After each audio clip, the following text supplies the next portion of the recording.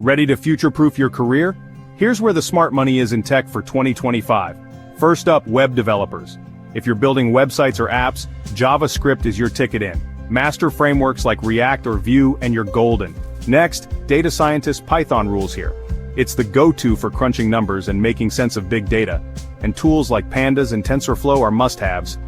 Software engineers, Java and C++ are still giants, especially for large-scale apps, finance, or even gaming. Fancy working on the next AI breakthrough? AI specialists love Python for its machine learning libraries, but don't sleep on Go for high-performance systems. Now, DevOps engineers. These folks bridge development and operations, learn Python or Go, and get comfy with cloud tools like AWS or Docker. And let's not forget cybersecurity analysts. Python again. It's perfect for automation, but knowing C or C++ can help you dig deeper into system security. Here's the deal. Python and JavaScript open doors everywhere, but picking up a second or third language makes you that much more valuable. So, pick a role, pick your language, and start building.